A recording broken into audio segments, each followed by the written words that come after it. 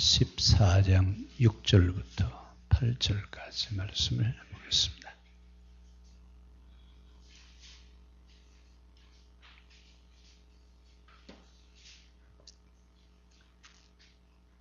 우리 같이 한 목소리로 8절까지 보겠습니다. 또 보니 다른 천사가 공중에 날아가는데 땅에 거주하는 자들 곧 모든 민족과 종족과 방언과 백성에게 전할 영원한 복음을 가졌더라. 그가 큰 음성으로 이르되 하나님을 두려워하며 그에게 영광을 돌리라. 이는 그의 심판의 시간이 이르렀음이니 하늘과 땅과 바다와 물들의 근원을 만드신 이를 경배하라 하더라.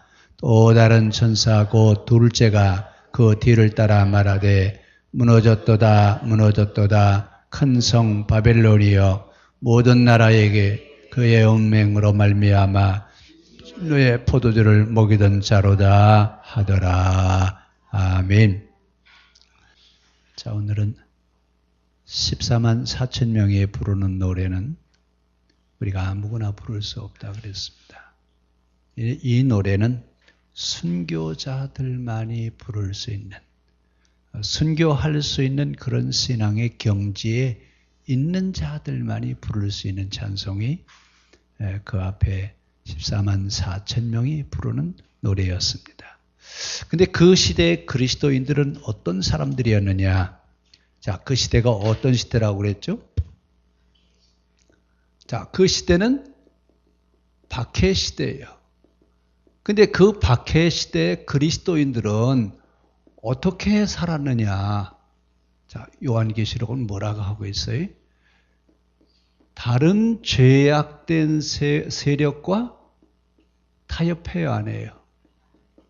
타협하지 않았고 그들에게는 거짓말이라고 하는 것은 찾아볼 수가 없었다. 그러면 그 시대, 박해를 받고 있던 그 시대의 그리스도인들은 누구였었느냐?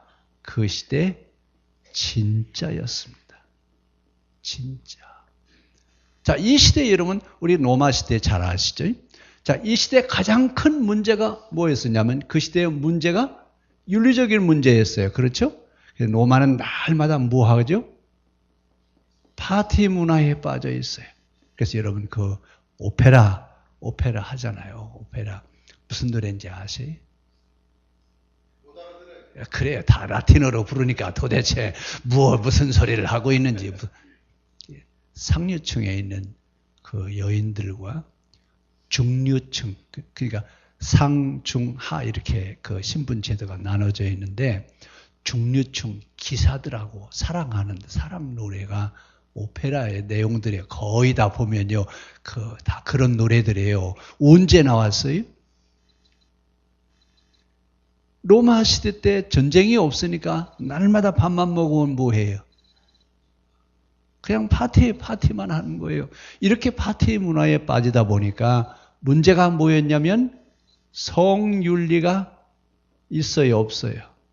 성윤리가 바닥에 떨어질 대로 떨어졌습니다. 그래서 이 남자들은 집에 있는 부인과 밖에 있는 여자 이렇게 나누어요.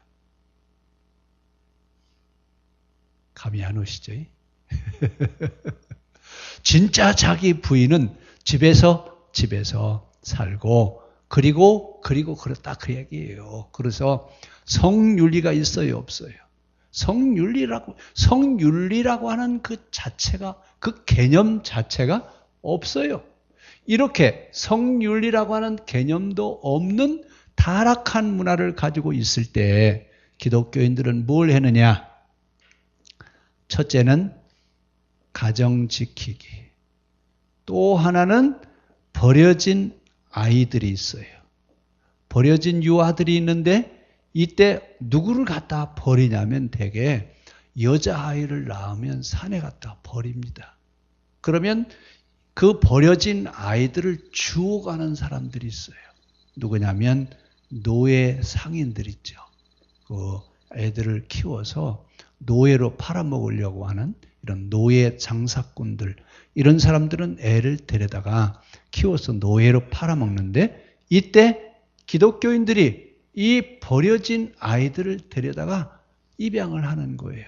자기 자식처럼, 자기 자식하고 똑같이 키워냅니다.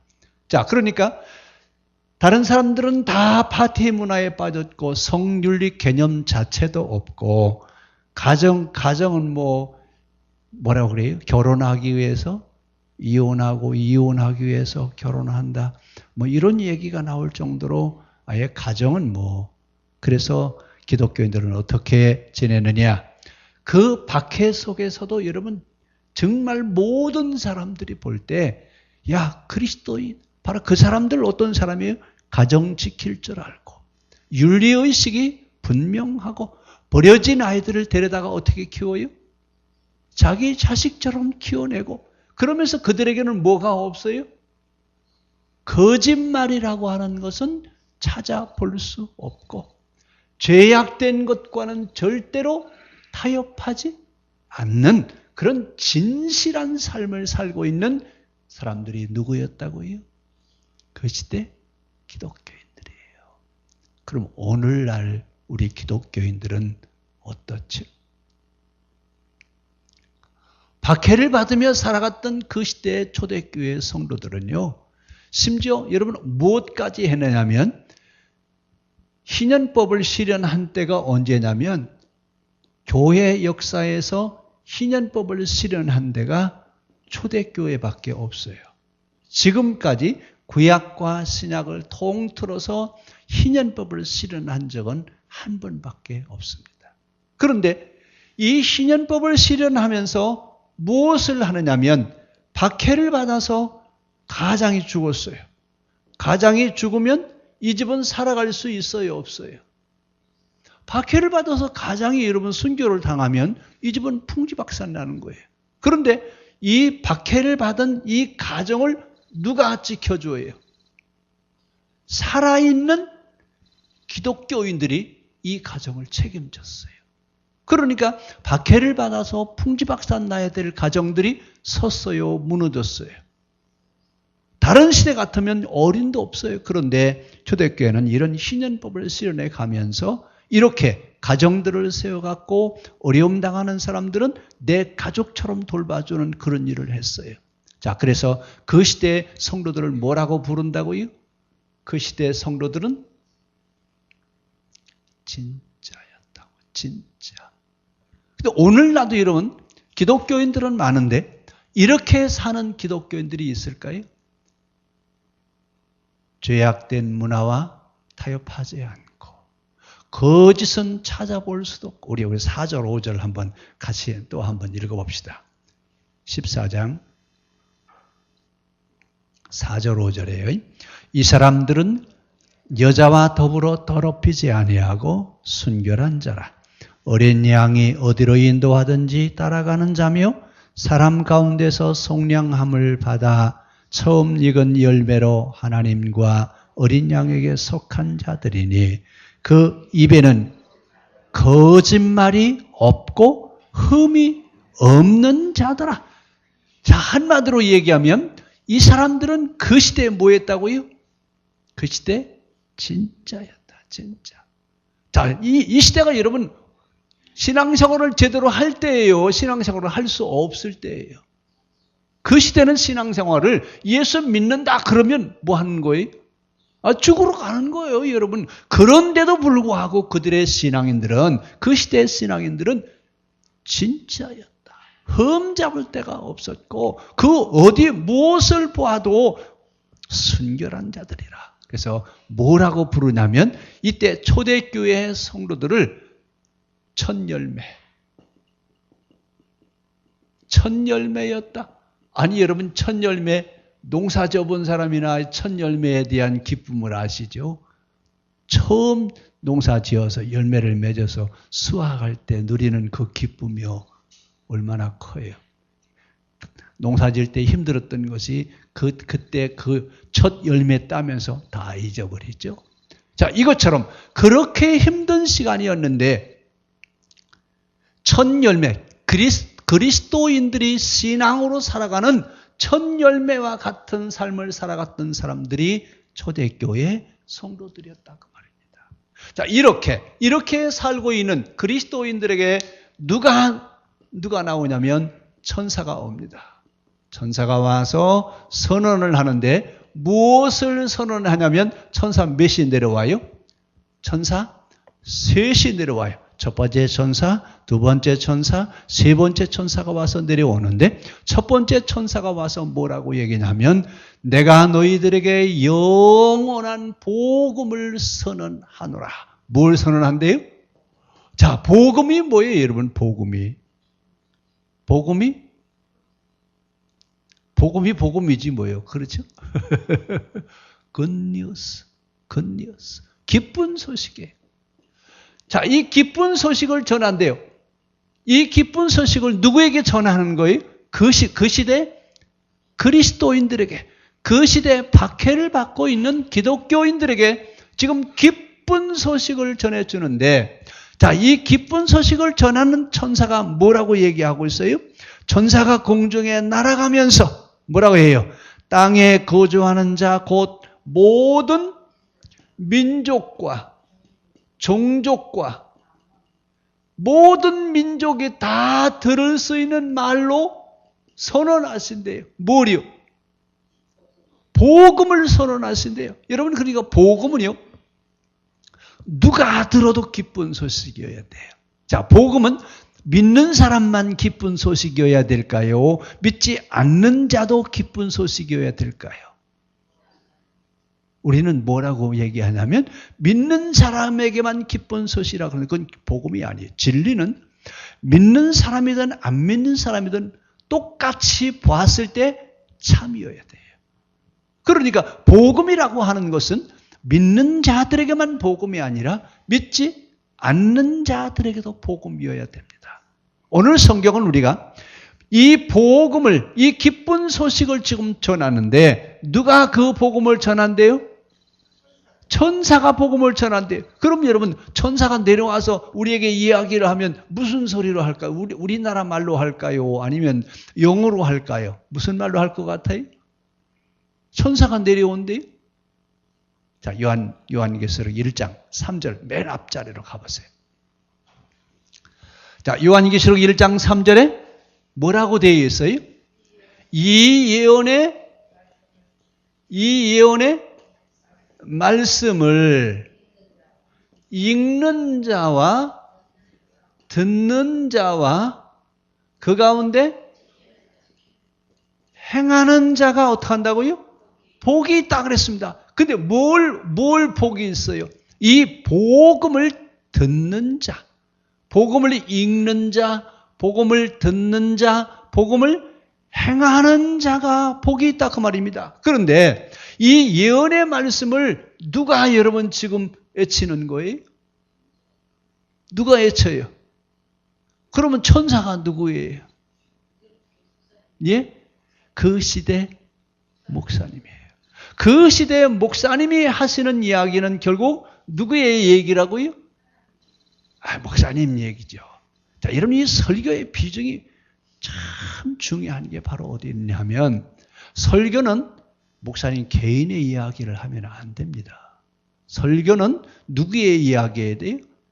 하나님 말씀이어야 돼요. 그래서 설교를 하는 자가 설교를 할 때 자기 이야기를 하면 복음이 아니에요. 복음이 아니에요, 그건요. 하나님 말씀이어야 복음입니다.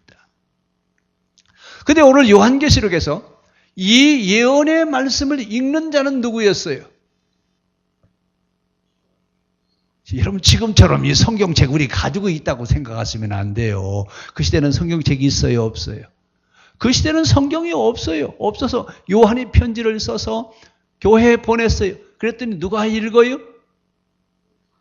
요한이 읽어요? 누가 읽었어요?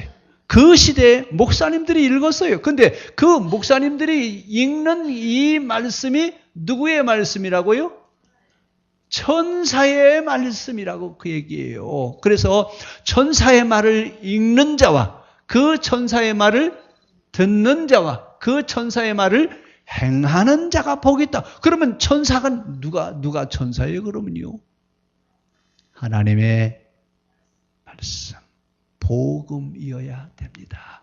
그래서 오늘 첫 번째 천사가 또 얘기해요. 온 땅에, 그러니까 어떤 언어로 이야기한다고요? 모든 민족과 종족과 방언과 백성에게. 자, 이 이야기는 어디에 나오냐면 사도행전 1장에 몇 명이 모이죠? 2장에 보면 120명이 모두가 다 성령이 충만함을 받아 각각 자기의 나라의 말로 말하기 시작하더라. 그 시대에 사용되는 언어가 몇 가지였다고요? 120가지였다 그 말입니다. 그러면 우리 시대는요? 더 많죠. 그 시대가 120가지였으니까.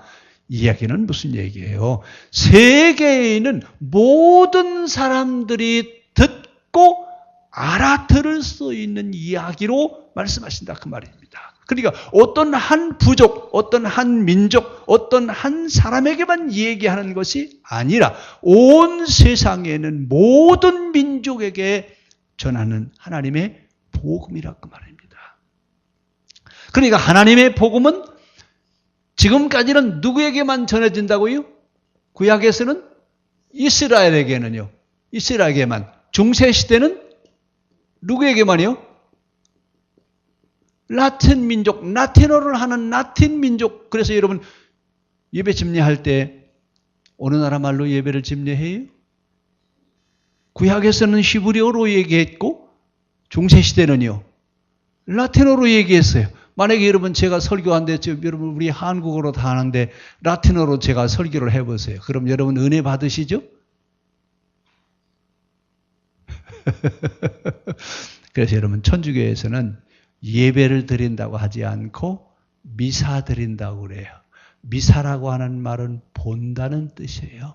그러니까 무슨 말인지 알아들을 수가 없으니까 신부가 여러분 예배 집례할 때 뭐 일어났다 앉았다 물도 들고 다니고 뭐 뿌리기도 하고 뭐 촛불도 들고 다니고 그러잖아요. 그렇죠? 그래서 보는 거예요. 왜? 말을 알아들을 수가 없으니까 보고 오는 거예요. 그래서 미사를 보고 온다. 우리는 그래서 미사라고 하지 않고 뭐라고 그래요? 예배 드린다. 예배 드린다고 그렇게 이야기합니다. 여러분 이 말 차이가 굉장히 커요. 자, 이렇게 생각했어요. 왜? 이원론적 사고 구조 때문에 그렇습니다. 거룩한 것과 속된 것. 이것 때문에 이렇게 구별했어요. 그런데 하나님은 온 세상을 하나로 만드셨어요. 거룩한 것과 속된 것으로 만드셨어요. 사람들이 나눠놨죠. 하나님이 나눠놓은 게 아니잖아요. 그래서 하나님의 복음은 온 세상의 모든 민족이 알아들을 수 있는 말씀으로 선포되어지게 되어 있고 선포되어져야 합니다. 그러니까 지금도 복음이 어느 한 민족에게만 전달되는 게 아니라 이제는 소수 민족에까지도 하나님의 말씀이 전달되어지게 해야 됩니다. 자, 그러면 이제 천사가 와서 이야기를 해요. 근데 어떤 건 영원한 복음을 너희들에게 증거한다 그랬습니다. 자, 그런데 이 천사가 날아가면서 세상의 모든 사람들에게 영원한 복음을 이야기한다 하는데 그 영원한 복음이 바로 뭐가 영원한 복음이었느냐? 그가 큰 음성으로 이르되 하나님을 두려워하고 누구를 두려워하라고요? 자, 이 시대는 지금 하나님을 두려워하는 시대예요. 황제를 두려워하는 시대예요. 예? 누구를 두려워하라고요? 너희가 두려워할 분은 황제가 아니라 누구라고요? 하나님을 두려워해라. 근데 이 시대는요, 황제를 두려워하지 않으면 살 수 있어요, 없어요? 왜냐하면 황제 숭배하지 않으면, 황제 신상에 가서 절하지 않으면 살 수 있어요? 그런데 천사가 뭐라고 그래요? 황제를 두려워할 것이 아니라 누구를 두려워하라? 하나님을 두려워하라. 그에게 영광을 돌려라. 왜냐 그랬더니 심판의 시간이 다가왔대. 여러분이 이제 우리 계시록 하면서 이 심판에 대한 얘기 이제 계속 할 거예요. 자, 계시록에 나오는 심판에 대한 이야기는 온 세상의 심판이에요? 죄악에 대한 심판일까요? 이거 우리 혼돈하면 안 됩니다. 되게 이제 계시록 그러면 뭐부터 얘기해? 심판하신대, 심판. 하나님이 심판하시는데 뭘 심판하시? 세상을 심판하시? 만약에 하나님이 세상을 심판하신다고 한다면 창세기하고 계시록은 안 맞아요. 그렇죠? 하나님이 천지를 어떻게 하셨어요? 창조하시고 뭐라 그러셨어요? 보기에 심히 좋았더라 그러셨는데 하나님이 또 때려 부신대요. 왜 때려 부신대요? 말이 돼요, 안 돼요? 아니 언제는 만들어 놓고 심히 보기에 좋았더라 그래 놓고는 언제는요? 이제는 다 때려 부숴야 되겠다. 하나님도 이랬다 저랬다 자기 마음대로 하시나 봐요. 법은 일관성이 있어야 돼요. 누구에게나 똑같이 적용되어지는 것이 법이에요. 이건 하나님의 법칙이에요. 그러면 창세기에 있는 말씀이나 요한계시록에 있는 말씀이나 달라야 돼요? 같아야 돼요? 다르지 않아야 돼요. 그러면 하나님이 자 7절 한번 같이 보세요. 그가 큰 음성으로 이르되 하나님을 두려워하며 그에게 영광을 돌리라. 이는 그의 심판의 시간이 이르렀음이라. 하늘과 땅과 바다와 물들의 근원을 만드신 이를 경배하라 하더라. 자, 그러면 이제 심판이 다가왔으니까 그럼 온 세상을 심판하신다는 얘기예요. 그렇죠? 이러면 모순에 빠져요. 나 스스로, 자기 스스로 모순에 빠지는 거예요. 그러면 여기서 하나님이 이제 온 세상을 심판하신다는 얘기가 아니라 온 세상에 죄악을 가지고 모든 사람을 괴롭히는 악의 권세를 심판하시겠다는 얘기입니다. 왜냐하면 하나님은 이 세상, 온 세상을 만드시고 우리 사람들에게 어떻게 하라고 그랬어요? 행복하게 살아가라. 너희는 그 땅에서 행복하게 살아가라고 그랬는데 온 세상의 모든 사람이 행복하게 살아가지 못하도록 했던 죄악의 권력, 죄악의 세력들을 하나님이 심판하시겠다는 이야기지 세상을 심판하시겠다는 얘기가 아닙니다. 오늘 첫 번째 천사가 뭐라고 그랬어요? 영원한 복음이래요. 기쁜 소식이래요. 무슨 기쁜 소식이에요? 이 세상에 사람들을 불행하게 하는 죄악의 모든 세력을 어떻게 하신다고요? 심판하신대요. 기쁜 소식이에요? 안 기쁜 소식이에요? 누가 들어도 기쁜 소식이에요. 그렇잖아요? 왜요? 온 세상에 사람들이 행복하게 살아가는데 그 행복하게 살아가는 것을 방해하는 죄악의 세력을 하나님이 심판하실 때가 다가왔다 그 얘기예요. 이 얘기를 누가 얘기했어요? 첫 번째 천사가 얘기하는데 그 첫 번째 천사가 뭘 전한다고요? 영원한 복음이래요. 그럼 듣는 사람들이 하나님의 말씀이 들려졌다 했을 때 기뻐해야 돼요? 두려워해야 돼요? 기뻐해야죠. 기쁜 소식을 선포했으니까 기뻐해야죠. 자, 그 기쁜 소식이 뭐라고요? 온 세상의 사람들을 행복하게 하지 못하게 하는, 즉 불행의 원인인 사탄과 죄악의 세력을 하나님이 심판하시겠다 그 말입니다. 이 이야기를 들었을 때 사람들이 싫어했을까요? 다 좋아했을 것 같아요. 그렇죠? 이래서 영원한 복음입니다. 자, 그러면 이제 온 세상의 사람들을 불행하게 만드는 죄악의 세력, 그 죄악의 세력이 바로 어떤 세력이었지? 여기서는 로마 제국이에요. 자, 이때 로마 제국이 어떤 데면 최고의 전성기를 가고 있을 때예요. 로마 제국이 최고의 전성기를 가고 있을 때인데 설교자가 뭐라고 예언하냐면 이제 로마 제국이 어떻게 할 때가 왔다고요? 이제 8절 한번 보세요. 8절. 또 다른 천사 곧 둘째가 그 뒤를 따라 말하되 무너졌도다 큰 성 바벨론이요 모든 나라에게 그의 음행으로 말미암아 진노의 포도주를 먹이던 자로다 하더라. 어디가 무너졌다고요? 바벨론이 무너졌어요. 여러분 이 시대는 바벨론은 망했어요? 안 망했어요? 예? 아니 이미 없죠. 자, 바벨론이 언제 망했어요? 바벨론이 페르시아에게 망하고 페르시아가 그리스에게 망하고 그리스가 로마에게 망하잖아요. 지금 어느 시대라고요? 로마 시대. 그럼 언제 망했어요? 아니 벌써 망했는데 뭘 벌써 망한 나라를 가지고 또 여기서 벌써 망한 나라에 대한 얘기를 또 하고 있어요? 그 시대 로마 제국이 망한다 그러면 돼, 안 돼?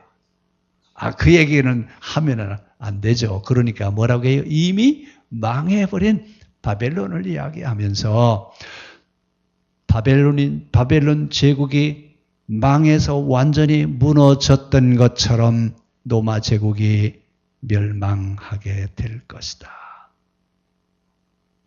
그러니까 여러분 이미 바벨론에 대한 얘기는 다 알아요, 몰라요?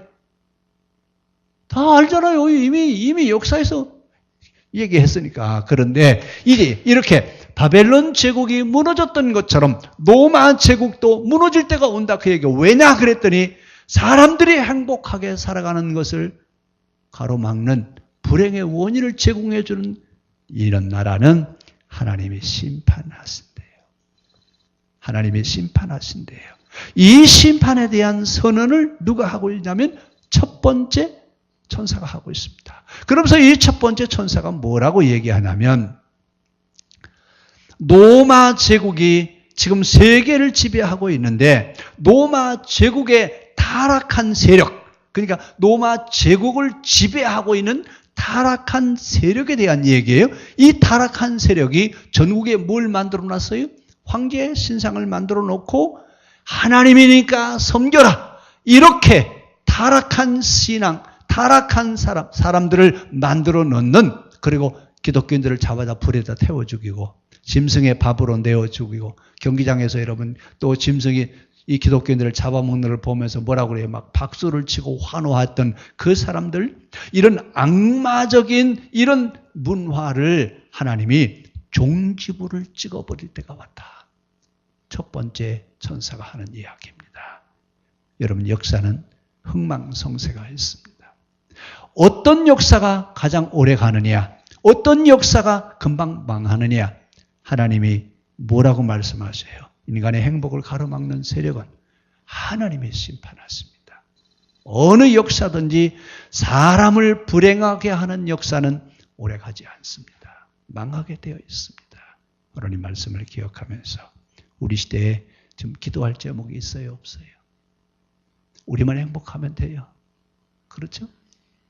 우리에게 가장 가까운 북한, 여러분 우리 가까이 한 민족이에요. 한 나라예요. 그런데도 어느 민족, 어느 쪽은 행복하게 잘 살아가는데 어느 쪽은요? 지금도 짐승처럼 그렇게 대우받으면서 살아가는 이 민족이 있는데, 하나님 이제 저들도 하나님께로 돌아오게 하여 주십시오. 저들도 하나님께 돌아와서 이제는 모든 사람들이 행복하게 잘 살아갈 수 있는 그런 나라가 되어지기를 원합니다. 오늘 저녁에 우리 기도할 때 기도 제목을 겸해서 같이 기도할 수 있길 바랍니다. 기도하겠습니다.